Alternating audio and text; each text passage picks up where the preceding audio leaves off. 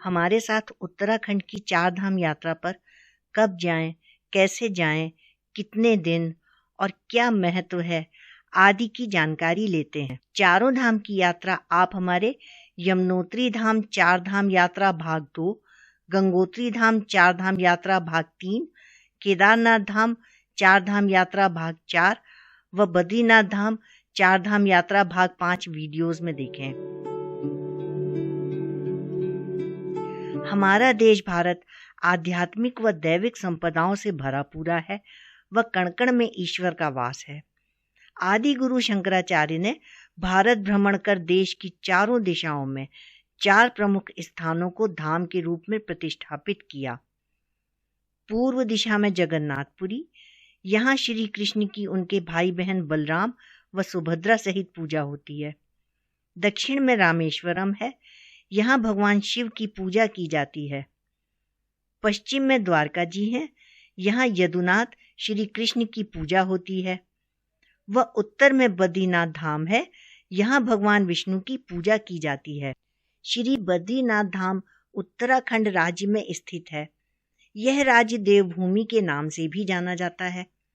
उत्तराखंड में श्री बद्रीनाथ धाम के साथ अनेकों देव स्थान हैं, जिनमें 3 प्रमुख हैं। यमुना नदी का उद्गम यमुनोत्री धाम, गंगा नदी का उद्गम गंगोत्री धाम और भगवान शिव का स्वयंभू रूप केदारनाथ धाम है। श्री बद्रीनाथ धाम के साथ इन तीनों धाम के दर्शन को छोटा 4 धाम यात्रा या उत्तराखंड 4 धाम यात्रा कहते हैं। इन चारों धाम के दर्शन व यात्रा का हिंदुओं में बहुत महत्व है। ऐसी मान्यता है कि जो हिंदू यह दिव्य यात्रा करता है वो जीवन मृत्यु के बंधन से मुक्त होकर मोक्ष को प्राप्त करता है। यही दृढ़ विश्वास दुनिया भर के लाखों तीर्थयात्रियों को 4 धाम यात्रा के लिए प्रेरित करता है। चारों धाम हिमालय के पहाड़ों पर 10 से 12,000 फीट की ऊंचाई पर स्थित हैं। अप्रैल माह के अंत या मई माह के आरंभ में वैशाख की शुक्ल पक्ष अक्षय तृतीया के शुभ दिन कपाट गाजे बाजे के साथ खोल दिए जाते हैं और ग्रीष्मकालीन यात्रा शुरू हो जाती है। 4 धाम यात्रा अक्टूबर अंत या नवंबर शुरू में दीपावली के बाद तक चलती रहती है। वह शीतकाल में कपाट बंद होने पर गाजे बाजे के साथ विशेष मंदिरों में मूर्तियां या प्रतीक 6 महीने के लिए पूजा हेतु लाए जाते हैं।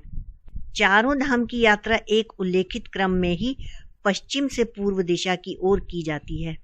इस यात्रा में सबसे पहले यमुनोत्री धाम, फिर गंगोत्री धाम, केदारनाथ धाम और अंत में बद्रीनाथ धाम की यात्रा की जाती है।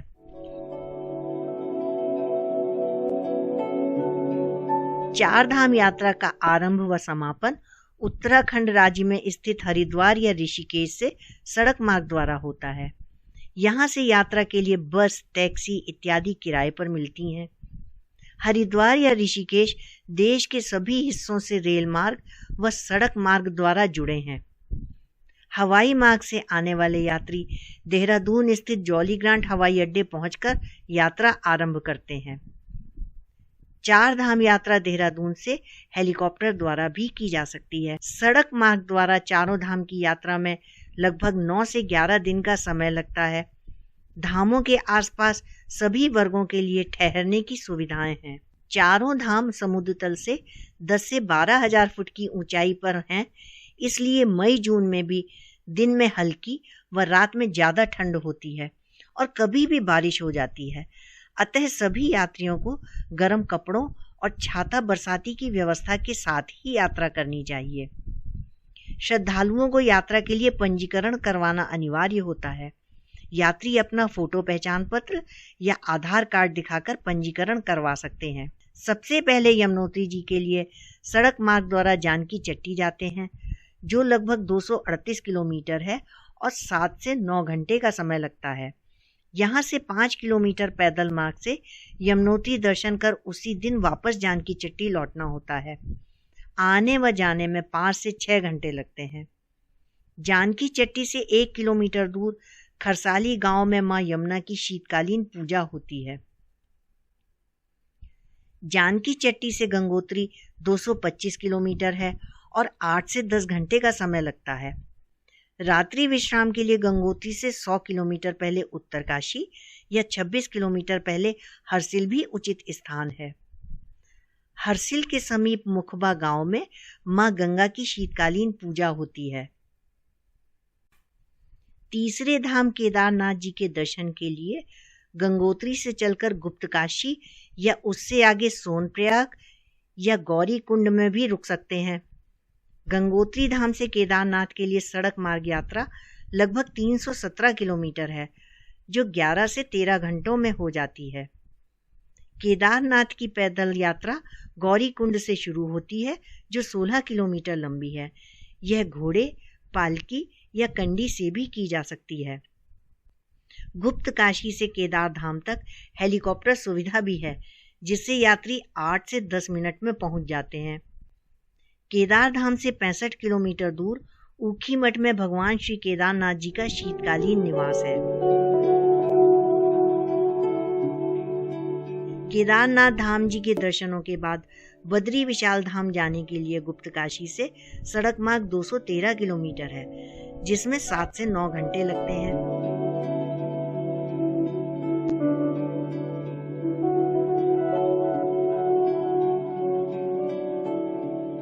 भगवान बद्री विशाल का शीतकालीन निवास स्थान जोशी मठ है। 4 धाम यात्रा में सबसे सुगम यात्रा गंगोत्री धाम की है, फिर बद्रीनाथ धाम व यमुनोत्री धाम और सबसे कठिन यात्रा केदारनाथ धाम की है। हिमालय की सुंदर वादियों में कल कल बहती नदियों के साथ साथ चलते हुए हिम श्रृंखलाओं और हरे भरे जंगलों से सुसज्जित पर्वत चोटियों के नैसर्गिक दृश्यों के साथ की जाने वाली 4 धाम यात्रा से सभी श्रद्धालु आत्मविभोर हो जाते हैं।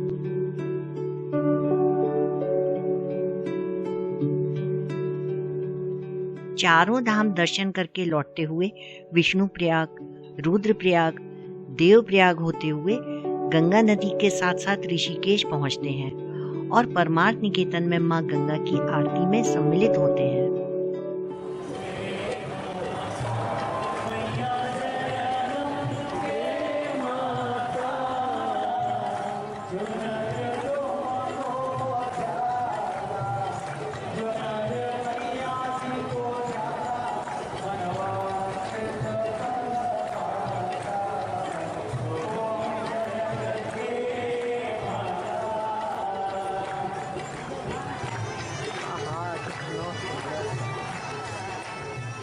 माँ गंगा की आरती के साथ ही हमारी 4 धाम यात्रा सकुशल संपन्न हुई। ईश्वर के इस आशीर्वाद को पाकर हम खुद को धन्य पाते हैं। हे भोलेनाथ, इसी प्रकार सब पर कृपा करें।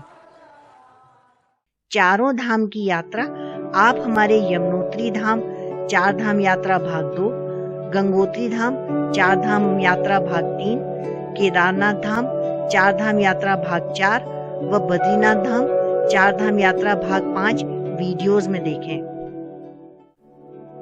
आपकी यात्रा मंगलमय हो। शुभ यात्रा।